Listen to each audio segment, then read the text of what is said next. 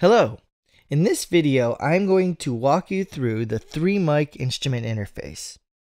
This is the interface for all of our traditional multi-sampled marching drum instruments. We really wanted to deliver a set of controls that are intuitive to use. The way we achieved this was by giving you the power of a mixing console. So in this instrument, for example, you have all of the mic channel strip effects, the master effects, volume, and pan for each of the close, mid, and far microphone placements.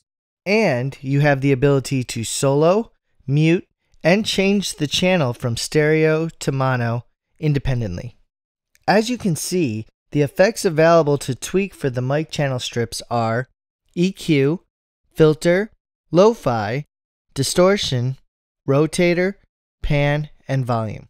And for the master channel strip, we have phaser, flanger, chorus, delay, reverb, compressor, an arpeggiator and articulator, as well as master, pan, and volume, and a newly developed spinner, which I will show you now. So this is the spinner, and what this does is allow you to spin and swirl the sound around from the audience's listening perspective.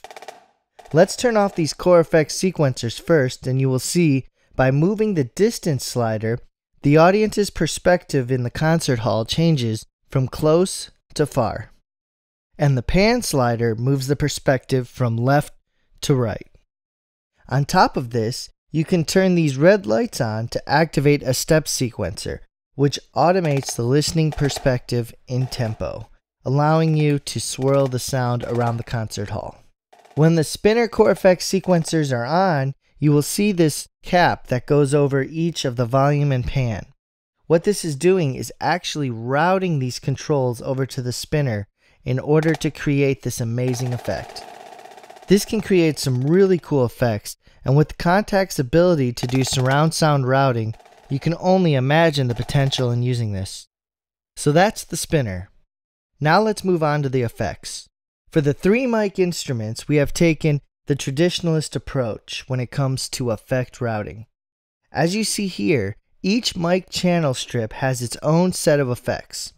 In addition to this, we also have a set of master channel strip effects that all 3 mic channel strips are routed into.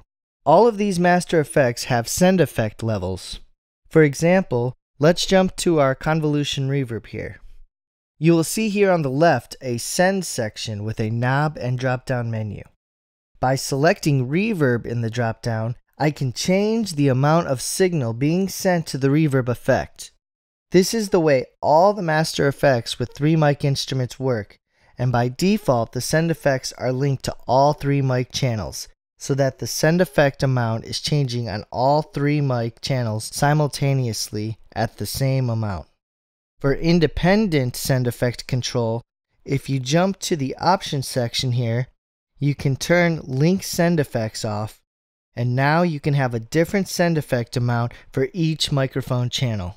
We also carried this concept of linking over to the mic channel strip effects as well. Each of these effects can be linked or unlinked. What this means is that if you select linked, then the effect is linked and works as a single effect over all 3 mic channel strips. For example, with filter, it's defaulted with linked on, which allows me to tweak all 3 channel strips with one filter effect. If I turn linked off, I now have independent control for filter on all 3 mic channel strips. And as you can see, you can toggle between channels in the effect rack here by clicking these left and right arrows. So that is the effects. Now let's jump back to the main mixer view for a second, which you can do by clicking this mixer icon here next to the spinner button. Most of our 3-mic instruments were recorded with round robins. You can easily turn round robins off right here from the main screen, and if you jump to options, you have the ability to change additional round robin settings. This includes the round robin play order, from sequential to random order, as well as set a reset time.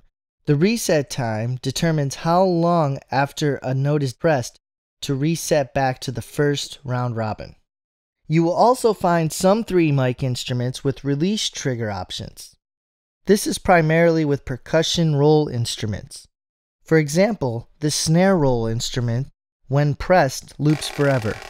But when you release the drum roll from playing, it plays a release trigger of a single snare hit, giving you realistic endings on these looped rolls.